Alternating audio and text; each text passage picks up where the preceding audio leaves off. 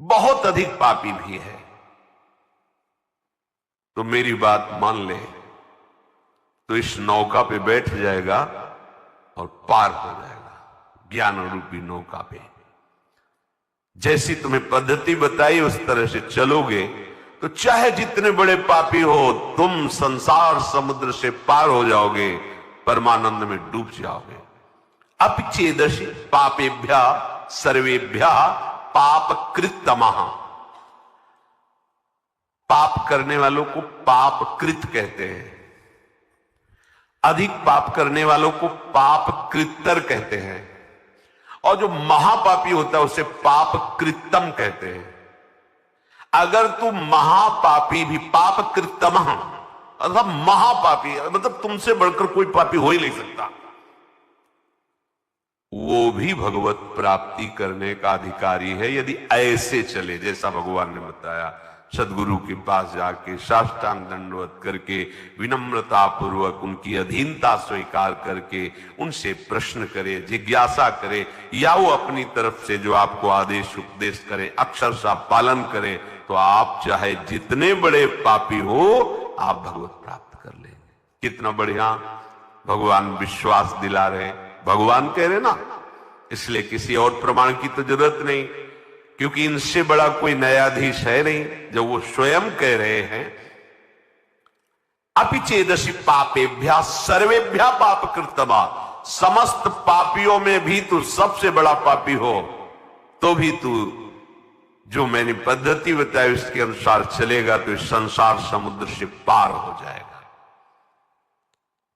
आगे भी भगवान ने कहा अपिचेत सुदुराचारो भजते माम अनन्य भाग साधुरेव समंतव्या सम्यक व्यवसिता ही सहा। भगवान का एक कथन बड़ा सुख देने वाला है, आश्वासन देने वाला है। तात्पर्य यह है कि जो पापों का त्याग करके साधन में लगा हुआ है उसका तो कहना ही क्या है। देखो, कोई अपने को ये ना समझे कि हम बहुत बड़े श्रेष्ठ हैं। हम सबको उसी गंदगी से प्रभु ने उठाया है जिससे हम देखकर घृणा करते हैं ना, हम वहीं से हैं। बिल्कुल कहीं कोई श्रेष्ठता का अपने में आरोप न कर ले। श्रेष्ठ है तो सब श्रेष्ठ है, क्योंकि सब उसी से प्रकट है। और ये जितने विकार हैं इन्हीं से हमें उठाया गया है। हम इन्हीं में गिरे पड़े थे, अभी गिरे पड़े हैं। अगर वो अपनी बाहुओं से सुरक्षित न रखे, अजान बाहु अभयद भुजदंड मूल पीनन सानुकूल, अगर वो हमारी सुरक्षा ना करे तो अभी हम वहीं फिसल के पहुंच जाए।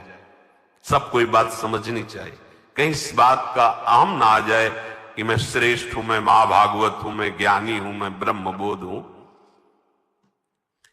जो पापों का त्याग करके साधना में लग गए हैं उनका तो कहना ही क्या है। पर जिसने बहुत पाप किए हैं और पूर्वाभ्यास है पाप करने का, अब उसके उद्धार का क्या उपाय हो सकता है। जिसने पाप किए और उसको ग्लानि हुई और छोड़ करके पाप और सदगुरु की शरणों के साधन में लग गया, उसमें तो संशय ही नहीं, वो तो जाएगा ही जाएगा प्रभु के पास। भगवान यहां उसको विश्वास दिला रहे जो बहुत पाप किया, महापापी है, और पूर्वाभ्यास भी पापों का है। अब उसको भी अपने उद्धार के विषय में निराश नहीं होना चाहिए भगवान के वचन मान करके। महापापी से पापी मनुष्य भी यदि सोच ले कि इसी जन्म में अब मुझे अपना कल्याण करना है, तो पुराने पाप उसको बाधा पहुंचाने की चेष्टा करेंगे। ऐसा नहीं कि वो शांत बैठे रहेंगे। वर्तमान के पाप उसको बाधा पहुंचाने की चेष्टा करेंगे,